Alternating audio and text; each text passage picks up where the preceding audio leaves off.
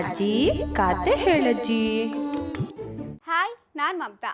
ಇಲ್ಲೊಬ್ಳು ರಾಜಕುಮಾರಿ ಗಾಜಿನ ಬೆಟ್ಟದಲ್ಲಿ ಕುಳಿತಿದ್ದಾಳಂತೆ. ಅಷ್ಟೇ ಅಲ್ಲದೆ ಅವಳನ್ನ ಮದುವೆ ಆಗೋರಿಗೆ ಒಂದು ಸವಾಲನ್ನ ಹಾಕ್ತಾ ಇದ್ದಾಳಂತೆ. ಏನದು ಸವಾಲು? ಯಾರಾದರೂ ಆ ಸವಾಲನ್ನ ತಗೊಂಡು ಯಶಸ್ವಿ ಆದ್ರ? ಬನ್ನಿ ಎಲ್ಲವನ್ನ ಅಜ್ಜಿ ಬಾಯಲ್ಲಿ ಕೇಳೋಣ. ಒಂದೂರಿನಲ್ಲಿ ಒಬ್ಬ ರೈತ ಇದ್ದ. ಆತನ ಹೆಂಡತಿ ತೀರು ಹೋಗಿದ್ಲು. ಅವನಿಗೆ 3 ಜನ ಗಂಡು ಮಕ್ಕಳಿದ್ರು.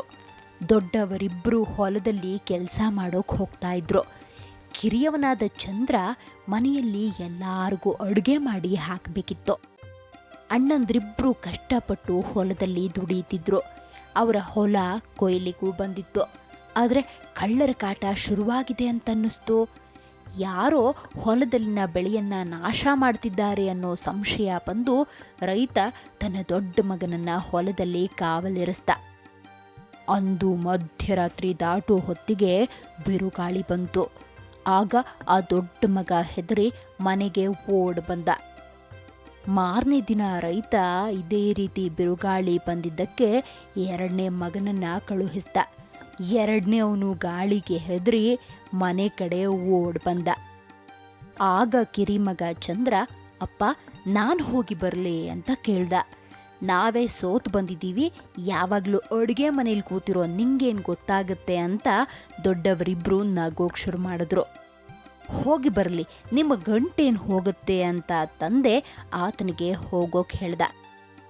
ಚಂದ್ರ ಹೊಲಕ್ಕೆ ಹೋಗಿ ಎಚ್ಚರವಾಗಿ ಕೂತಿದ್ದ. ಮಧ್ಯರಾತ್ರಿ ಹೊತ್ತಿಗೆ ಬಿರುಗಾಳಿ ಶಬ್ದ ಕೇಳಿಸ್ತು. ಇಷ್ಟೇ ತಾನೇ ಅಂದ್ಕೊಳ್ತಾ ಭದ್ರವಾಗಿ ಅಲ್ಲೇ ಇದ್ದ ಮರವೊಂದನ್ನು ಗಟ್ಟಿಯಾಗಿ ಹಿಡ್ಕೊಂಡ. ಸ್ವಲ್ಪ ಹೊತ್ತಿಗೆ ಬಿರುಗಾಳಿ ಕಡಿಮೆ ಆಯಿತು. ಚಂದ್ರ ಹೊಲದತ್ತ ಒಮ್ಮೆ ದಿಟ್ಟಿಸಿ ನೋಡ್ದ. ನೀಲಿ ಬಣ್ಣದ ಕುದುರೆಯೊಂದು ತೆನೆಗಳನ್ನು ತಿಂತಾ ನಿಂತಿತ್ತು. ಅದರ ಬೆನ್ನ ಮೇಲೆ ಬಂಗಾರದ ಲಗಾಮಿತ್ತು. ಚಂದ್ರ ಓಡಿ ಹೋಗಿ ಅದರ ಲಗಾಮನ್ನ ಹಿಡಿದು ಏರಿ ಕೂತ್ಕೊಂಡ. ತಕ್ಷಣ ಕುದುರೆ ಕೂಗದೆ ಕೊಸರಾಡದೆ ಸಾಧುವಾಗಿ ಅವನು ಕರೆದುಕೊಂಡು ಹೋದಲ್ಲಿಗೆ ಹೋಗ್ತಾ ಇತ್ತು. ಚಂದ್ರ ಅದನ್ನು ಕರ್ಕೊಂಡು ಹೋಗಿ ಗುಪ್ತ ಜಾಗವೊಂದರಲ್ಲಿ ಇರಿಸ್ಬಂದ. ಮರುದಿನ ಬೆಳಗ್ಗೆ ಅವನನ್ನು ಎಬ್ಬಿಸಲು ಬಂದ ಅಣ್ಣಂದ್ರು, ಇದೇನು ಹೇಗೆ ನಿದ್ದೆ ಮಾಡ್ತಿದ್ದೀಯಾ? ತೆನೆಗಳ ಗತಿ ದೇವರೇ ಗತಿ ಅಂತ ಹಾಸ್ಯ ಮಾಡಿದ್ರು. ಆದರೆ ಇನ್ನು ಉಳಿದಿದ್ದ ತೆನೆಗಳನ್ನು ನೋಡಿ ಅವರಿಗೆ ಆಶ್ಚರ್ಯ ಆಯಿತು. 6 ತಿಂಗಳ ಬಳಿಕ ಮತ್ತೆ ಹೊಲದಲ್ಲಿ ತೆನೆ ಬಲ್ತಾಗ ರೈತ ಚಂದ್ರನನ್ನೇ ಕಾವಲಿಗೆ ಕಳುಹಿಸ್ದ. ಅಂದು ಮಧ್ಯರಾತ್ರಿ ಹೊತ್ತಿಗೆ ಬಿರುಗಾಳಿ ಶಬ್ದ ಕೇಳಿಸ್ತು. ಅದು ಕಡಿಮೆಯಾದಾಗ ಚಂದ್ರನಿಗೆ ಬೆಳ್ಳಿಯ ಲಗಾಮಿನ ಕಪ್ಪು ಕುದುರೆಯೊಂದು ಕಾಣಿಸ್ತು. ಅದನ್ನು ಅವನು ಗುಪ್ತ ಜಾಗಕ್ಕೆ ಕೊಂಡೊಯ್ದ. 3ನೇ ದಿನ ಕಾವಲಿಗೆ ನಿಂತಾಗ ತಾಮ್ರದ ಲಗಾಮ್ ಹೊಂದಿದ್ದ ಬಿಳಿ ಕುದುರೆ ಸಿಕ್ತು. ಹೀಗೆ ಚಂದ್ರ 3 ಕುದುರೆಗಳನ್ನು ಒಂದೆಡೆ ಸೇರಿಸಿ ಅವುಗಳನ್ನು ಚೆನ್ನಾಗಿ ಸಾಕೋಕ್ ಶುರು ಮಾಡ್ದ. ಅವುಗಳು ದಷ್ಟು ಪುಷ್ಟವಾಗಿ ಬೆಳ್ಕೊಂಡ್ವು. ಇತ್ತ ಅವನ ಅಣ್ಣಂದ್ರು ರಾಜಧಾನಿಗೆ ಪ್ರಯಾಣ ಹೊರಟರು. ಯಾಕಂದ್ರೆ ರಾಜ ಎಲ್ಲ ಕಡೆ ಒಂದು ಘೋಷಣೆಯನ್ನ ಹೊರಡಿಸಿದ್ದ.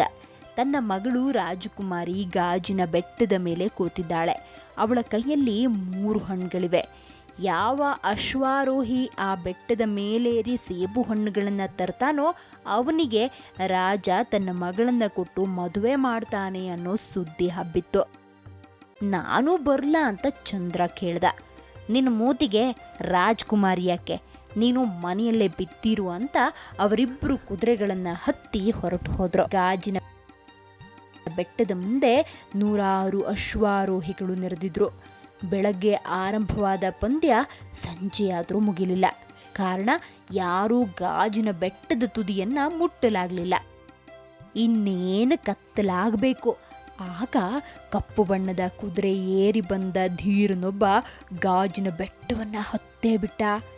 ರಾಜಕುಮಾರಿ ತನ್ನ ಕೈಯಲ್ಲಿದ್ದ ಒಂದು ಸೇಬನ್ನ ಅವನತ್ತ ಎಸೆದ್ಲು. ಅದನ್ನ ಆತ ಹಿಡ್ಕೊಂಡು ಶರವೇಗದಲ್ಲಿ ಮಾಯವಾದ. ಅಂದು ರಾತ್ರಿ ಅಣ್ಣಂದ್ರು ಹಿಂತಿರುಗಿ ಬಂದು ಅಡುಗೆ ಮನೆಯಲ್ಲಿದ್ದ ಚಂದ್ರನಿಗೆ ಕಪ್ಪು ಬಣ್ಣದ ಕುದುರೆ ಮೇಲೆ ಬಂದ ಧೀರನ ಕತೆ ಹೇಳಿದ್ರು. ಚಂದ್ರ, ನಾನು ಅವನನ್ನು ನೋಡ್ಬೇಕಲ್ಲ ಅಂದಿದ್ದಕ್ಕೆ ನಿನ್ನನ್ನು ಯಾರಲ್ಲಿ ಸೇರಿಸ್ತಾರೆ ಅಂತ ನಕ್ಕರು. ಮರುದಿನ ಮತ್ತೆ ರಾಜ್ಕುಮಾರಿ ಬಳಿ ಇರೋ ಸೇಬು ಹಣ್ಣನ್ನು ಪಡೆಯೋ ಸಲುವಾಗಿ ಮತ್ತೆ ಒಂದಿಷ್ಟು ಜನ ಬಂದಿದ್ರು.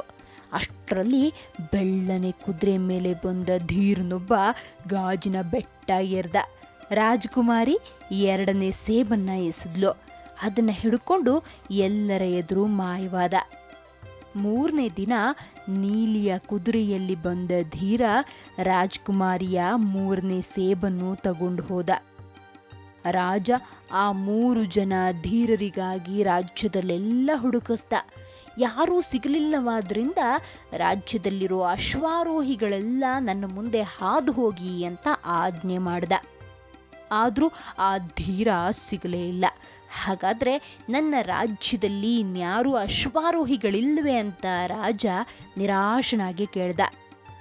ಚಂದ್ರನ ಅಣ್ಣಂದ್ರು ನನ್ನ ತಮ್ಮನೊಬ್ಬ ಇದ್ದಾನೆ, ಅವನಿಗೆ ಕುದುರೆ ಸವಾರಿ ಏನೋ ಬರುತ್ತೆ, ಆದರೆ ಅವನು ಅಡುಗೆ ಮನೆ ಬಿಟ್ಟು ಹೊರಗೆ ಬರೋನಲ್ಲ ಅಂತ ಹೇಳಿದ್ರು. ಆದರೂ ಪರವಾಗಿಲ್ಲ, ಅವನನ್ನು ಕರೀರಿ ಅಂತ ರಾಜ ಹೇಳ್ದ. ಚಂದ್ರ ತನ್ನ ಹರಕು ಬಟ್ಟೆಯಲ್ಲಿ ಅರಮನೆ ಮುಂದೆ ಕಾಣಿಸ್ಕೊಂಡ. ಏ ಭಿಕಾರಿ, ನಿನ್ನ ಹತ್ರ ಸೇಬುಗಳಿವ್ಯಾ ಅಂತ ಸೈನಿಕರು ಹಾಸ್ಯದಿಂದ ಕೇಳಿದ್ರು. ಹೌದು ಅಂತ ಚಂದ್ರ ತನ್ನ ಜೇಬಿನಿಂದ 3 ಸೇಬುಗಳನ್ನು ತೆಗೆದುಕೊಟ್ಟ. ಕ್ಷಣ ಹರಕು ಬಟ್ಟೆ ಕಿತ್ತೆಸ್ದ. ಒಳಗೆ ಧೀರನ ಉಡುಪಿತ್ತು. ರಾಜ್ಕುಮಾರಿ ಅವನ ಬಳಿಗೆ ಬಂದು ಮಾಲೆ ಹಾಕಿದ್ಲು. ಹೀಗೆ ಯಾವುದಕ್ಕೂ ಬಾರದವನು ಅಂತ ನಿರ್ಲಕ್ಷ್ಯಕ್ಕೆ ಒಳಗಾಗಿದ್ದ ಚಂದ್ರ ರಾಜಕುಮಾರ ಆದ. ನಿರುಪಯೋಗಿ ಅನ್ನೋ ಮನುಷ್ಯ ಎಲ್ಲೂ ಇಲ್ಲ. ಆತನಲ್ಲಿ ಒಂದಲ್ಲ ಒಂದು ಪ್ರತಿಭೆ ಇದ್ದೇ ಇರುತ್ತೆ ಮಕ್ಕಳೇ. ಅಂಥವರಿಗೆ ಸೂಕ್ತ ಸಮಯದಲ್ಲಿ ಅವರ ಪ್ರತಿಭೆ ಹೊರಹಾಕುವ ಅವಕಾಶ ಒದಗುತ್ತೆ. ಕಾಲ ಎಲ್ಲವನ್ನೂ ನಿರ್ಧರಿಸುತ್ತೆ. ಗೊತ್ತಾಯ್ತಾ?